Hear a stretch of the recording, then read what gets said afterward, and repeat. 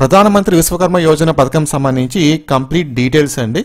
So central government introduce చేసిన స్కీమ్స్లో ఇది ఒక బెస్ట్ స్కీమ్ అని చెప్పుకోవచ్చు. చాలామంది ఈ స్కీమ్స్కి అప్లై చేసుకుంటున్నారు. సో ఈ స్కీమ్ కింద మనకేంటంటే ఫ్రీగా ట్రైనింగ్ అయితే ఇస్తారు. ఫ్రీగా ట్రైనింగ్ ఉంటుంది. మీ ట్రైనింగ్ పీరియడ్లో రోజుకి ఒక 500 రూపీస్ మీ బ్యాంక్ అకౌంట్లో అయితే జమ చేస్తారనమాట, మీ ట్రైనింగ్ వచ్చిందానికి గాను. ఓకే, అలాగే 15,000 రూపీస్ విలువైన ఫ్రీగా కుట్టు మిషన్ అయితే ప్రొవైడ్ చేస్తారు. దీంతోపాటు ఒక 3 lakhs వరకు మీకు లోన్ అయితే ప్రొవైడ్ చేస్తారు. ఓకే, సో మీ జీవితం మారాలంటే కనుక వెంటనే ఈ స్కీమ్కి అప్లై చేసుకోండి. ఎలా అప్లై చేసుకోవాలి, ఏమేమి డాక్యుమెంట్స్ కావాలి, ఎక్కడ అప్లై చేసుకోవాలి, స్టెప్ బై స్టెప్ ప్రాసెస్ నేను వీడియోలో చెప్తాను. వీడియోని పూర్తిగా చూసి వెంటనే అప్లై చేసుకోండి.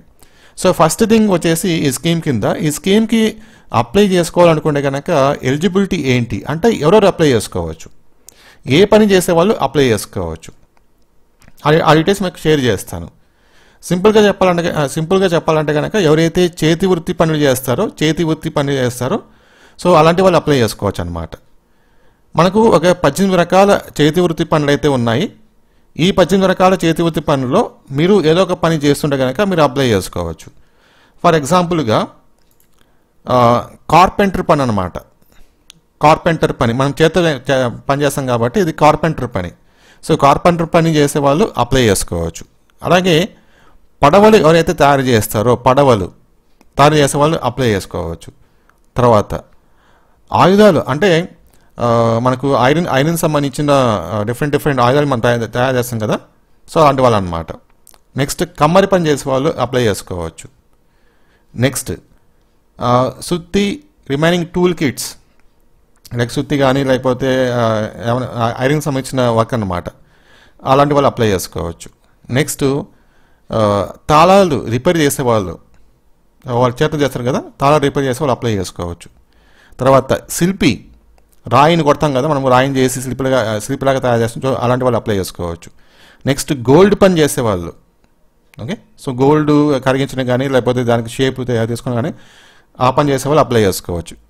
నెక్స్ట్ కుమ్మరి అంటే పాట్స్ అన్నమాట, లైక్ మనము మట్టితో తయారు చేస్తాం కదా పాట్స్, అలాంటి వాళ్ళు అప్లై చేసుకోవచ్చు.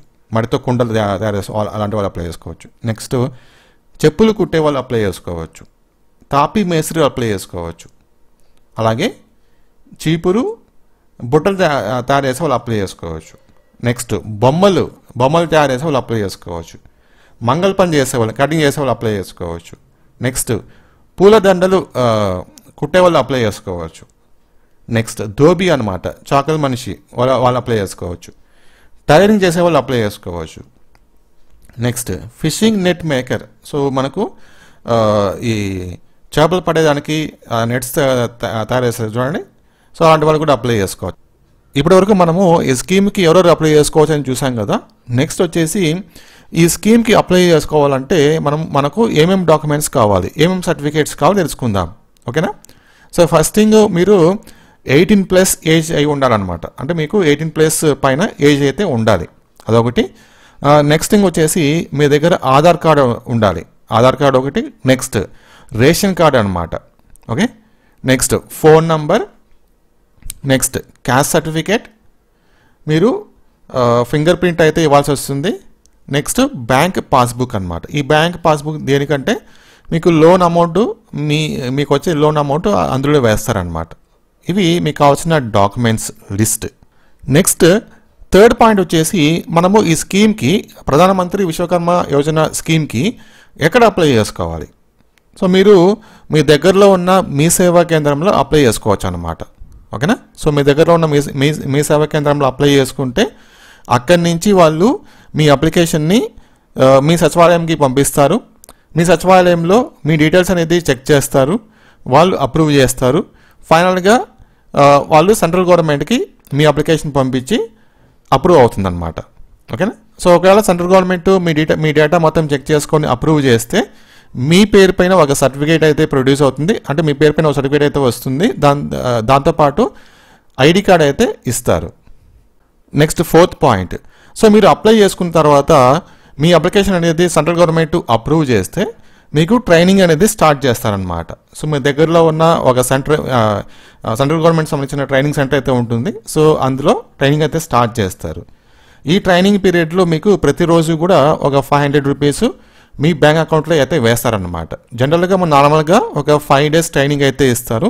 ఈ 5 days కూడా ప్రతిరోజు 500 రూపీస్ మీకు వస్తుంది అనమాట. సో 5 into 500 2500 రూపీస్ మీ ట్రైనింగ్ లాస్ట్ డే రోజు మీ బ్యాంక్ అకౌంట్లో అయితే వేస్తారు. ఒకవేళ మీకు ట్రైనింగ్ అనేది ఇంకా కావాలనిపిస్తే కనుక, అడ్వాన్స్ ట్రైనింగ్ కూడా కావాలనిపిస్తే కనుక ఇంకొక 15 days ట్రైనింగ్ అయితే ఇస్తారు.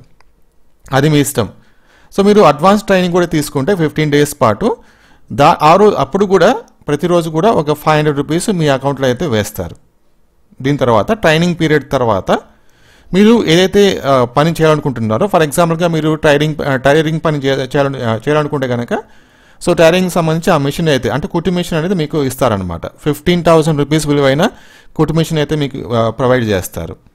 లేదు మీరు వేరే పని చేయాలనుకుంటే కనుక దానికి సంబంధించిన మిషన్ కూడా వాళ్ళు మీకు ప్రొవైడ్ చేస్తారు. సో నెక్స్ట్ మీరు ఏదైనా ఒక బిజినెస్ చేయాలనుకుంటే కనుక మీకు లోన్ కూడా వీళ్ళు ఈ స్కీమ్ కింద ప్రొవైడ్ చేస్తారనమాట. సో ఫస్ట్ ఇన్స్టాల్మెంట్ కింద 1 lakh రూపీస్ మీకు లోన్ అయితే ఇస్తారు.